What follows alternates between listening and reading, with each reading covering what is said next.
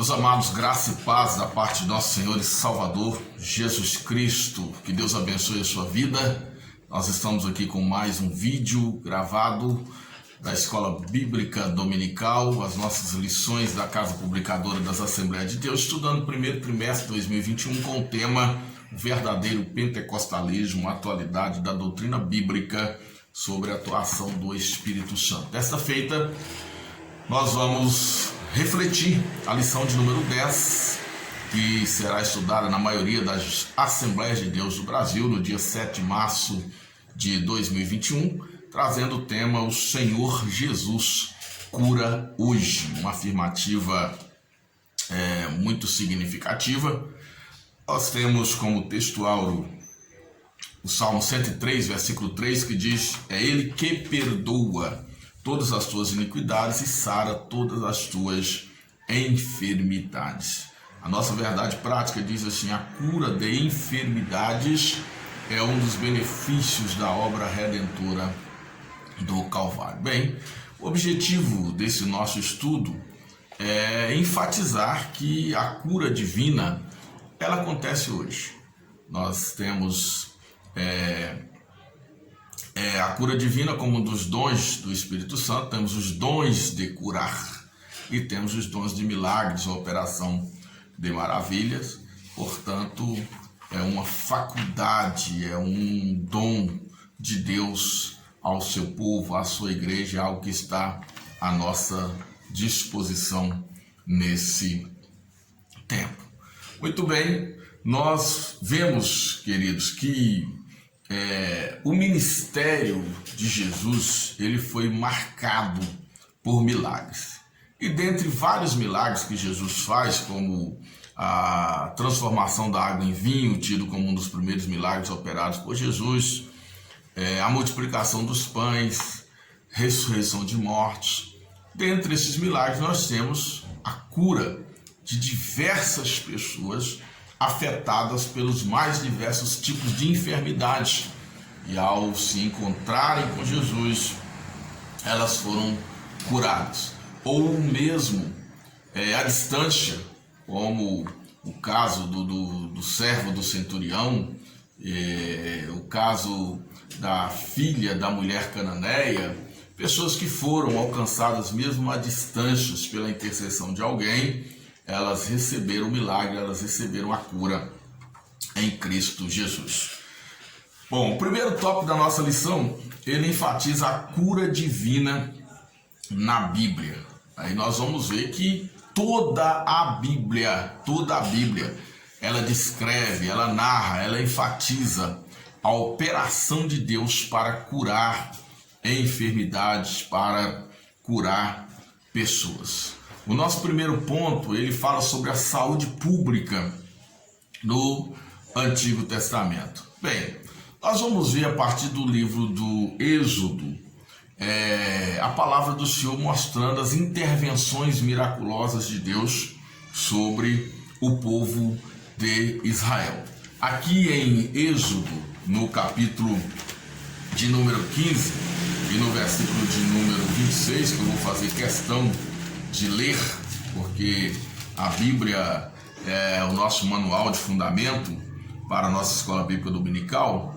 Diz aqui o texto: e disse: se ouvires atento à voz do Senhor teu Deus e fizeres o que é reto diante de seus olhos, inclinando os teus ouvidos aos seus mandamentos e guardando todos os seus estatutos, nenhuma das enfermidades porei sobre ti, das que pus sobre o Egito, porque eu sou o Senhor que te sara.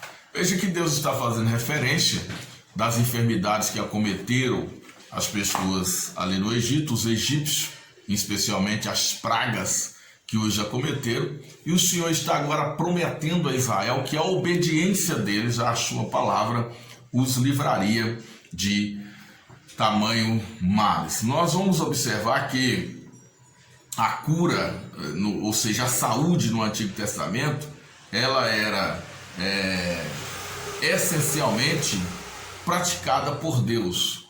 É lógico que existia a medicina, mesmo precária, sempre a medicina é muito remota, é muito antiga, mas não havia um sistema organizado de saúde, e qualquer enfermidade poderia ceifar a vida das pessoas. Então, Deus, ele atuou ali em Israel, no meio do seu povo. Ele faz a promessa para que o seu povo não venha enfermar, para que o seu povo não venha sofrer com enfermidades, mas que tenham a bênção da saúde pairada sobre eles na trajetória para a terra de Canaã. O segundo ponto, ele vai falar que a prevenção de doenças é bíblica.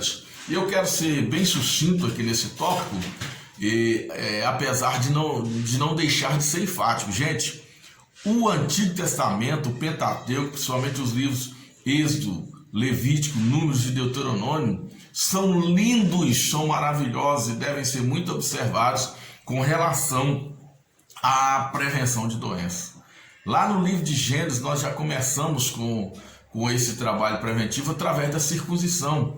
Nós sabemos que a circuncisão é uma operação hoje que nós chamamos a operação da fimose, onde é removida a pele da glande do membro sexual masculino, e aquilo evita o acúmulo de sujeiras ali na glande, que são os maiores causadores de doenças ou de infecções nas mulheres. Nas relações sexuais, basicamente, sujeiras são depositadas no órgão genital feminino e que causam as infecções. Então, em Israel, ou seja, disse que até hoje as mulheres israelitas são as mais saudáveis, são as mais livres de infecções do trato urinário ou do aparelho reprodutor, exatamente por causa desse costume imposto milenarmente desde Abraão.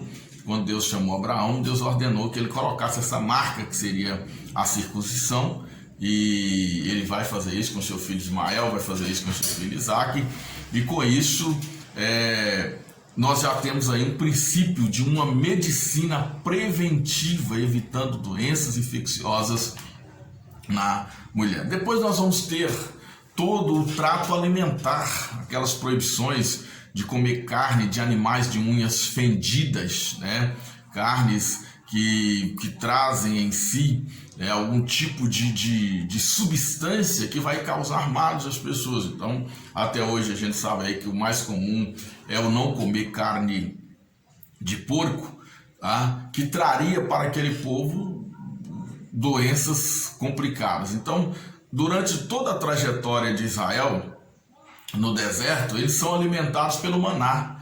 Eles não vão ter alimentação com carne vermelha e nem mesmo com carne branca. A gente sabe dos males que a carne muitas das vezes provoca no corpo do ser humano, e preventivamente Deus dá essas instruções, dá essas orientações a Israel. Então, a lei de Moisés, ela tem muito, mas muito mesmo de instruções de padrão de higiene e de padrão dietético, que são as bases da nossa saúde: a higiene e a dieta. A maioria das doenças são causadas pela má alimentação e pela falta de higiene. É tanto que você vê que as doenças por falta de higiene, como ebola e tantos outros vírus aí que provocam diarreia e tantas outras coisas, essas doenças quase não afetam os países de primeiro mundo, onde o saneamento, o tratamento da água já é uma coisa comum, bem feita, bem elaborada, e todos têm acesso à água tratada, a esgoto. Você quase não ouve falar dessas doenças, dessas epidemias, né, como dengue, como ebola e sarampo e outras que costumam pegar as pessoas, que são basicamente doenças provocadas pela falta de higiene, pela falta de saneamento básico, pela falta de água tratada, onde você acumula bactérias, vírus e coisas dessa natureza. Veja a dengue, por exemplo, né? Um acúmulo de água em pneus, em bacias, característica de uma falta de tratamento, de higiene, ele vai produzir esse tipo de doença. Então, a prevenção de doenças, ela é bíblica. Esses preceitos de higiene e de dietas, eles eram muito valorizados na comunidade de Israel e na lei de Moisés. Isso implica para nós que a religião ela é um veículo, né, para a conscientização, para efetivar a saúde pública, tá? E nós vamos ver também aí que no Novo Testamento a cura divina ela vem para solucionar um problema também de saúde pública. Nós temos ali um problema muito sério, eu costumo refletir em Mateus capítulo 4, versículo de número 16, esse texto eu acho ele muito profundo, analisando de vários pontos de vista. Diz assim: o povo assentado em trevas viu uma grande luz, e para os que estavam assentados na região de sombra da morte, raiou a luz. Veja você, povo que estava assentado em trevas. Então aqui nós temos as trevas do conhecimento, o povo era ignorante, o povo não tinha conhecimento, Império Romano muito duro, o povo subjugado, a Palestina subjugada.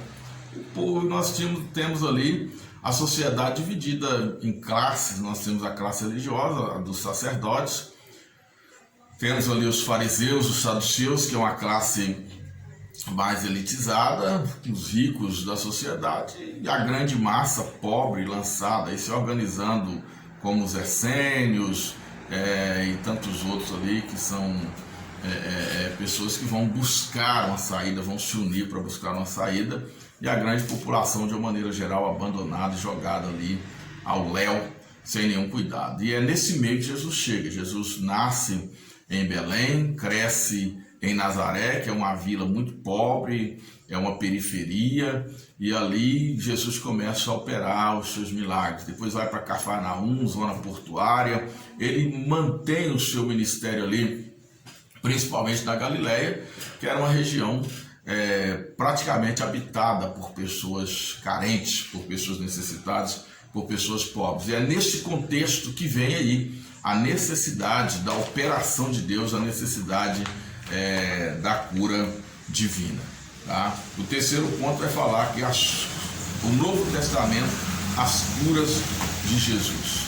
Nós estamos aqui enfatizando nesse texto de Mateus 4,16 que aquele povo dependia mais de Deus, porque não havia uma solução humana para o problema. Nós estamos vivendo esse caos hoje da pandemia. É muito fácil fazer uma correlação disso. O colapso do sistema de saúde, a saúde falida. Nós temos aí, por exemplo, reportagens que vão mostrar que entre 2008 e 2019 nós tivemos uma redução de 45 mil leitos no sistema de saúde. Isso por causa de corte de verba de saúde, isso por causa da corrupção. Nós tivemos máfia da sanguessuga, máfia das ambulâncias, máfia de tudo quanto é coisa para roubar dinheiro da saúde. E o sistema entrando em colapso. Em 2015, 2014, 2015 nós vimos aí pessoas morrendo nas filas dos hospitais por falta de UTIs, pessoas nas filas das UPAs sem atendimento, mães dando à luz filhos nas recepções de unidades de saúde por falta de vagas, por falta de médicos. Então essa era a situação da nossa saúde. Então, se você olhar, é esse povo em trevas, esse povo sem esperança, povo que estava em trevas de uma grande luz, porque essas trevas significa um estado, um lugar, um momento em que você não vê saída, em que você não consegue se orientar, em que você não consegue enxergar uma saída, em que você não tem esperança. E é nesse contexto que Jesus ele aparece, né, para trazer vida, para trazer saúde, para trazer esperança. Lucas capítulo 4, quando Jesus faz a leitura ali na sinagoga, lhe dada a oportunidade, ele vai ler exatamente aqui, quando diz aqui Lucas 4, 17, foi-lhe dado o livro do profeta Isaías, então quando abriu o livro, achou o lugar em que estava escrito: o Espírito do Senhor está sobre mim, pois que me ungiu para evangelizar os pobres, enviou-me para curar os quebrantados do coração, para pregar liberdade aos cativos conceder a restauração da vista aos cegos, pôr em liberdade os oprimidos e anunciar o ano aceitável do Senhor. Então, evangelizar os pobres, os que não tinham acesso à saúde, não tinham acesso muitas das vezes a alimento, não tinham acesso muitas das vezes a moradia. Então essa era a classe de pessoas que Jesus se identifica e que Jesus está ali no meio delas, trazendo essa libertação. E enviou-me a curar os quebrantados de coração. Então nós vamos, essa primeira cura é a cura da alma, uma doença da alma, quebrantados de coração, aqueles que estão ali sem esperança, mas que agora veem Jesus e com humildade se acheguem a Ele e vão alcançar essa cura, essa libertação. Então, Jesus cura doenças espirituais e Ele cura também doenças físicas, como nós temos aqui, a libertar os oprimidos. Quem é que oprime? Satanás oprime, o Estado oprime, a tirania dos governos, dos reis também oprime. Jesus vem para trazer esperança e para libertar esses oprimidos, dar vista aos cegos.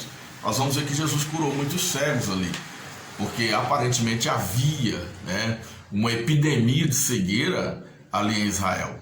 E isso é muito notório, eram muitas pessoas cegas, muitas pessoas leprosas, muitos paralíticos, muitas pessoas também, hoje nós podemos chamar de esquizofrênicos, lunáticos, doenças da mente que haviam ali. Jesus então é no meio desse grupo de pessoas que ele vai operar, que ele vai trabalhar. E nós vamos ver que Jesus ele estava trabalhando ali movido por uma compaixão. O que é compaixão? É colocar o coração no sofrimento da pessoa, é amar aquelas pessoas e sentir o que aquelas pessoas estavam sentindo. E por causa disso Jesus curava aquelas pessoas. A compaixão, ela é o motor do exercício do dom da cura divina. É muito triste você ver uma pessoa sobre a cama sofrendo, ou mesmo uma pessoa no hospital, uma pessoa num leito, e o que nos faz orar e clamar e determinar, ou seja, pedir ao Senhor que cure aquela pessoa, é exatamente essa compaixão. Nós vamos ver que sempre antes de uma cura, de um milagre, o texto bíblico vai dizer que Jesus se moveu de íntima compaixão por aquela pessoa. Então a compaixão movia Jesus, e a compaixão deve ser o que nos move hoje, para não abrir mão dessa grande faculdade, desse grande dom que Deus nos deu, de orar pelas pessoas e de clamar pela cura divina, de impor as mãos sobre as pessoas e clamar ao Senhor para que elas verdadeiramente sejam curadas. Então, queridos, esse primeiro tópico, ele mostra para nós que a cura divina está presente na Bíblia, desde Gênesis. Nós vamos ver a atuação de Deus, principalmente no meio do povo de Israel. Temos lá aquela situação onde o povo começou a ser picado por serpente por causa de pecado, porque não podemos negar, e vamos falar um pouquinho disso aqui mais à frente, que as doenças é consequência do pecado da raça humana. Vimos a situação de Miriam, leprosa, e vimos a situação do próprio Ezequias, né? Nós temos aqui no livro de Isaías e nos livros dos reis, quando Ezequias fica doente e o Senhor manda avisar para ele que ele vai morrer, ele faz uma oração, o Senhor diz: olha, eu vou te dar mais 15 anos de vida. Para ele ter mais 15 anos de vida, ele precisava ser curado. Aí Deus orienta ele, através do profeta, que ele deve fazer uma pasta de figo, colocar na ferida. Ele tinha uma ferida, eu imagino que um câncer, uma gangrena, alguma coisa ali incurável. E Deus opera na vida de Ezequias ali, para que ele seja curado e restabeleça o seu governo, e por mais 15 anos ele vai reinar sobre Judá. Então são muitos milagres, muitas curas. Nós temos o livro de Jeremias, mostrando esse Deus como um Deus que cura, como um Deus que sara. As nações recorrem aos médicos, mas a nação de Israel, ela vai recorrer ao Senhor. Isaías, no capítulo 53, mostrando que Jesus, ele levou sobre si as nossas enfermidades. Então, quando ele vai à cruz para nos trazer salvação, para salvar a nossa alma, o nosso espírito e nos dar a vida eterna, junto com a salvação e a vida eterna vem a cura divina. Por isso nós, há mais de 100 anos, pregamos no Brasil: Jesus Cristo salva, Jesus Cristo cura, Jesus Cristo batiza no Espírito Santo e Jesus breve voltará. Então essa é a mensagem quadrangular, essa é a mensagem que a Igreja Assembleia de Deus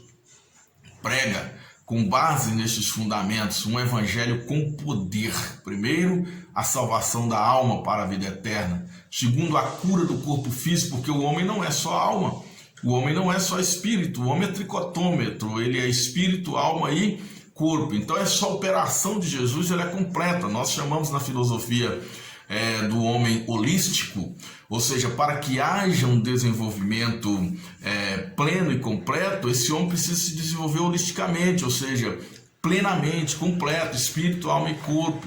O invólucro, que é o corpo, precisa também estar bem para que a alma e o espírito estejam bem. E Jesus, ele operou completamente sobre a nossa vida, curando a alma, o espírito e curando também o nosso corpo pela compaixão, pelo amor que movia as suas ações. O segundo tópico da nossa lição é falar a cura divina como parte da salvação. Bem, eu já citei aqui Isaías 53 e eu agora quero ler com você para que você perceba nas entrelinhas deste texto o que é verdadeiramente salvação. Diz aqui o texto: verdadeiramente ele tomou sobre si as nossas enfermidades e as nossas dores levou sobre si, e nós o reputávamos por aflito, ferido de Deus e oprimido. Mas ele foi ferido por causa das nossas transgressões e moído por causa das nossas iniquidades. O castigo que nos traz a paz estava sobre ele, e pelas suas pisaduras fomos sarados. Todos nós andávamos desgarrados como ovelhas, cada um se desviava pelo seu caminho, mas o Senhor fez cair sobre ele a iniquidade de nós todos. Então vejam, queridos, que a obra redentora de Jesus ali no Calvário, ela traz profeticamente uma libertação completa, uma atuação plena na vida do homem. Essa salvação, ela é a libertação de todos os males. Começa com a libertação das nossas iniquidades, dos nossos pecados, e com isso ela vem trazendo cura, vem trazendo restauração completa sobre a nossa vida. O primeiro ponto desse segundo tópico fala salvação. O que é salvação? Salvação é um termo muito amplo. Salvação é um termo muito amplo. Você pode salvar alguém de alguma coisa. Por exemplo, alguém está afogando, o salva-vida vai lá e tira ele da água, salvou a vida daquela pessoa. Alguém está se queimando, está num prédio incendiado, o bombeiro vai lá, tira aquela pessoa do meio do incêndio e salva a vida daquela pessoa. Agora, a salvação bíblica, ela implica a salvação da condenação eterna. O texto bíblico em Mateus, ou seja, desculpe, em 1 Coríntios, vamos ler o texto bíblico aqui, primeiramente em Romanos, melhor dizendo, no capítulo de número 6, versículo de número 23, assim, porque o salário do pecado é a morte, mas o dom gratuito de Deus é a vida eterna por Cristo Jesus, o nosso Senhor. Então o salário do pecado é a morte. Então nós somos salvos dessa morte, desse salário.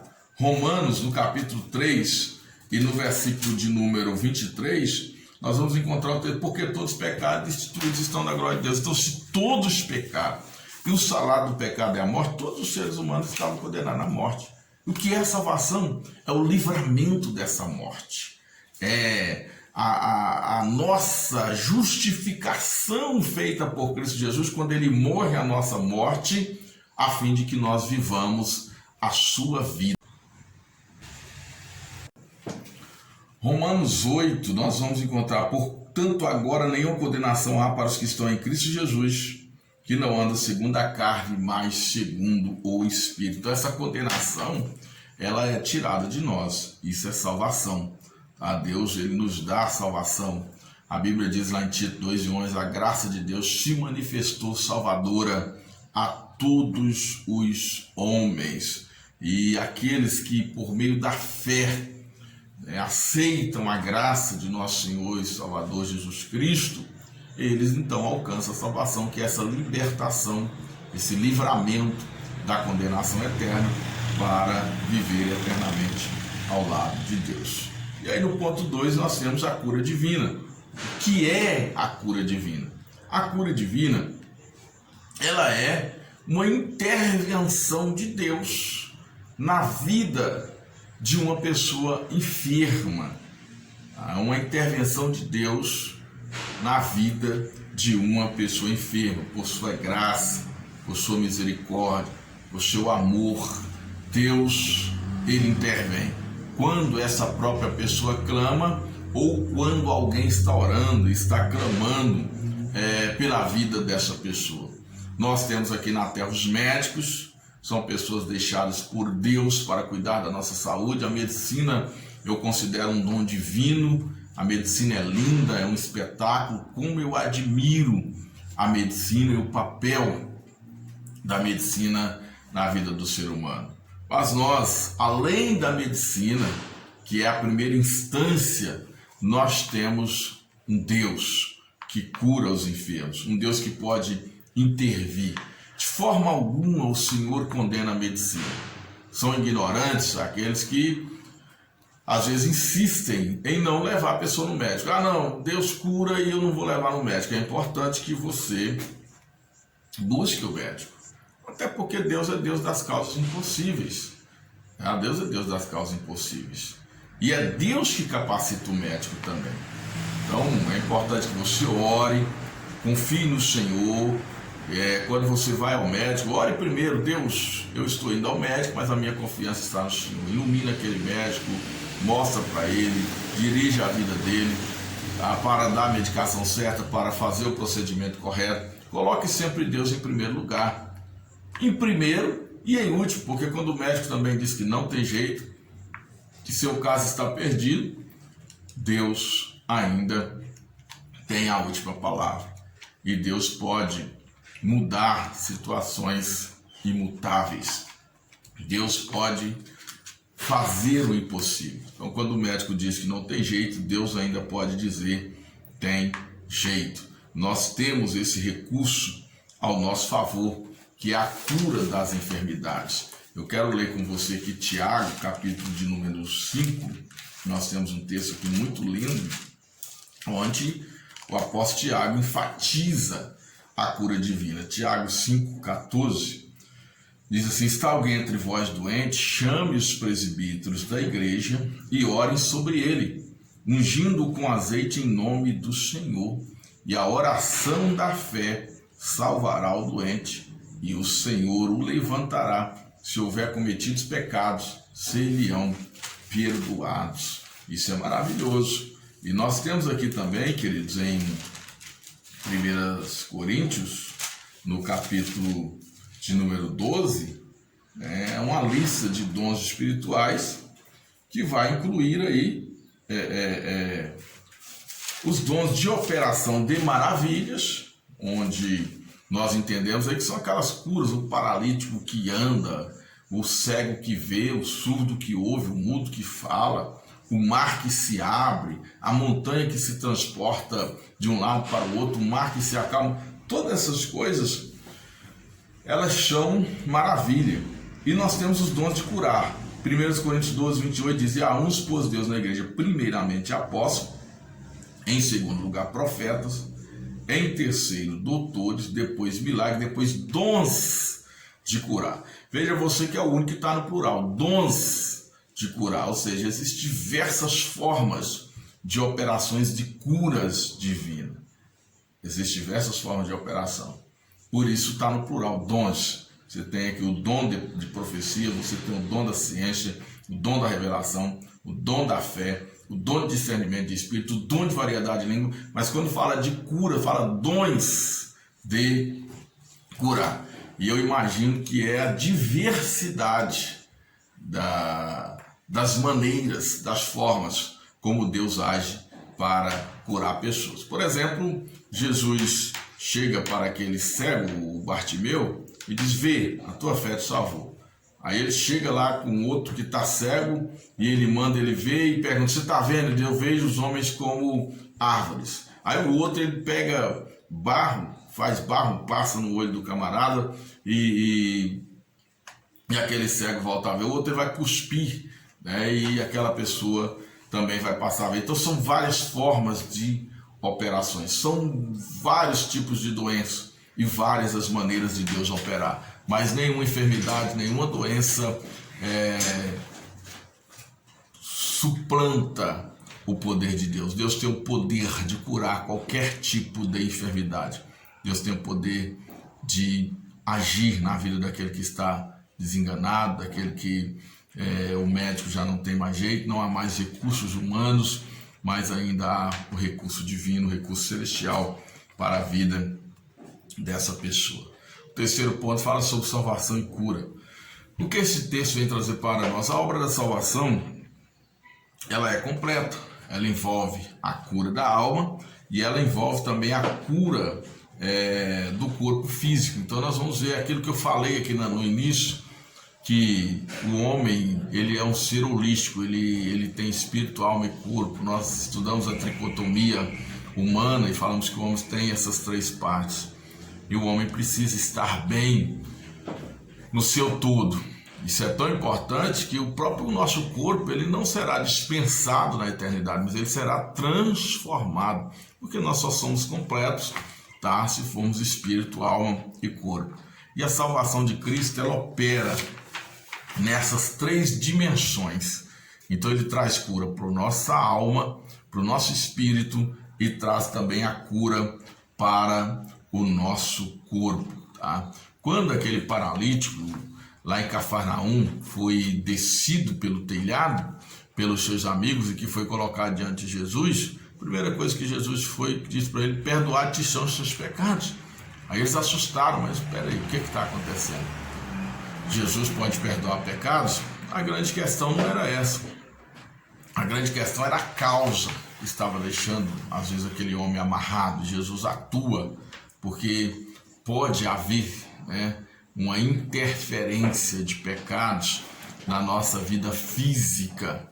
Muitas vezes coisas guardadas na nossa alma provocar depressão, e a depressão ela vem provocando paralisias, vem provocando ansiedades e leva a gente para a necessidade de psicotrópicos e de remédio ou remédios controlados, e vai adoecendo o corpo, ou seja, a alma adoece o corpo. Para curar esse corpo é preciso curar a alma, é preciso curar o espírito. Jesus é especialista nisso. Jesus diz para o homem: filho, perdoados são os seus pecados. Não tem nada pior para causar doença e enfermidade no nosso corpo do que sentimento de culpa. Pessoas que carregam sentimentos de culpa são pessoas tremendamente enfermas e precisam ser curadas na alma e precisam ser curadas no corpo. O ponto 3 vai falar sobre o capítulo de Isaías, versículo 53, ou seja, o capítulo 53, versículo 3 a 4, enfatizando aqui que o verbo sarar, aplicado ali, ou pelas suas pisaduras nós fomos sarados, ele está diretamente indicando cura física e não apenas curas espirituais, está indicando cura física. E por isso Jesus ele começa curando os enfermos. A salvação ali sendo processada, meus irmãos, de fora para dentro. Então, no primeiro momento, qual era a situação daquele povo? Qual era a necessidade daquele povo? Um povo mergulhado na pobreza, mergulhado nas doenças, na enfermidade, um povo leproso, um povo cego, um povo paralítico, epidemias e mais epidemias, matando, destruindo, tirando a paz daquele povo. Como que Jesus ia falar de salvação ali e manter aquele povo naquela situação? Então Jesus chega e começa a quebrar as cadeias, começa a trazer luz. Jesus fala da lei, Jesus fala da palavra, mas ele mostra o poder da palavra. É tanto que aquele povo vai dizer assim: nossa, ele fala como quem tem autoridade. E mais do que isso, ele não só falava, ele fazia, ele evidenciava o poder de Deus por meio da palavra que ele pregava. E a Bíblia diz então que ele mesmo levou sobre si as nossas dores e as nossas enfermidades. A igreja hoje, então, ela precisa pregar um evangelho com poder. A igreja não pode se atemorizar, se amedrontar. Nós estamos vivendo um tempo difícil, somos desafiados. Cure a Covid-19, cadê os pastores que não curam? Deus tem curado muitas pessoas. É certo que nós não podemos nos orgulhar, infelizmente, de ter um poder como os apóstolos tinham, de fazer o que a igreja primitiva fazia, porque nós oramos menos, porque a nossa santidade, infelizmente, é menor, porque a nossa comunhão com Deus, infelizmente, é menor, porque a nossa fé, infelizmente, é menor. Mas Deus ainda tem homens e mulheres que Ele usa poderosamente, e nós temos experimentado milagres dias após dias, por aqueles que creem, por aqueles que buscam, por aqueles que verdadeiramente se utilizam dessa prerrogativa espiritual que são os dons de curar. O terceiro e último tópico fala sobre a cura divina e os desafios atuais. Bom, e aí a gente tem as doenças. As doenças são dos maiores problemas. A medicina tem avançado, a medicina tem crescido, a tecnologia. Nós estamos vivendo um tempo que um médico lá dos Estados Unidos pode operar uma pessoa aqui no Brasil por meio de um vídeo, através da operação de um robô, por controle remoto. Ele pode fazer isso. Então, a medicina tem avançado, a ciência tem avançado, mas as doenças continuam sendo um desafio. Nós temos aí o câncer, que ainda é um grande desafio, são vários tipos de câncer. Nós temos a AIDS, que ainda não tem cura, é também um grande desafio. Nós temos aí também agora, né, essa pandemia da Covid-19, que é um desafio, e mesmo toda aquela expectativa da vacina, ela é colocada em xeque com a mutação desse vírus. A gente já sabe que em alguns países, alguns tipos de vacina já não funcionam mais contra o vírus que infecta determinada população, determinadas pessoas por causa da mutação desse vírus. Então as enfermidades continuam sendo um desafio muito grande. E essas enfermidades, elas são consequências direta ou indireta do pecado. Diretamente porque é por causa do pecado que as enfermidades entraram na esfera humana, na Terra. Então o pecado trouxe todo esse tipo de mal. Agora, pensando no aspecto mais restrito, mais delimitado, nem toda doença é pecado. Então nós temos que ter esse cuidado de não achar que toda doença é pecado. A pessoa está doente porque está em pecado, a pessoa está com câncer porque está em pecado. Não é bem assim. Qualquer um pode adoecer, nem todos os enfermos estão em pecados, mas existem enfermidades que são consequências de pecado, como o paralítico de Cafarnaum. Jesus precisa falar: perdoados são os seus pecados, mesmo que seja pelo sentimento de culpa que aquela pessoa está carregando ali. Então a gente precisa ter esse discernimento. Inclusive, nós temos uma orientação bíblica de que não devemos orar por pessoas que estão enfermas ou doentes porque cometeram pecado para a morte. Então, não vamos aprofundar nesse tema agora, mas a gente sabe que há doenças, que há enfermidades que são consequências do pecado. Então é importante analisar a peculiaridade, a singularidade de cada coisa, de cada fato, mas nós temos, de uma forma mais geral, a responsabilidade e a prerrogativa, o benefício de orar para que Jesus cure e as pessoas serem curadas pelo poder de Deus. O segundo ponto fala sobre as enfermidades dos crentes. O crente pode sofrer enfermidade? O crente pode adoecer? Bem, queridos, nós vamos ver que várias pessoas na Bíblia adoeceram. Paulo tinha um espinho na carne, Timóteo tinha um problema estomacal, e tantas outras pessoas com certeza passaram por enfermidades, passaram por doenças. Paulo diz: já orei por esse espinho na carne 3 vezes e o Senhor me disse: a minha graça te basta. Então é importante a gente entender isso. E Paulo não foi curado. Gálatas vai sugerir que, ou seja, a escritura de Paulo em Gálatas vai sugerir que Paulo tinha uma doença, tinha uma enfermidade ali. Então o crente pode carregar a enfermidade. Nós temos aí, como eu disse aqui no início, às vezes por não prevenir, né, a dieta, por exemplo. Os brasileiros sofrem de muita diabetes, não é isso? Problemas na circulação sanguínea, problemas nas artérias, entupimento das artérias por causa da má alimentação, por causa do sedentarismo, né?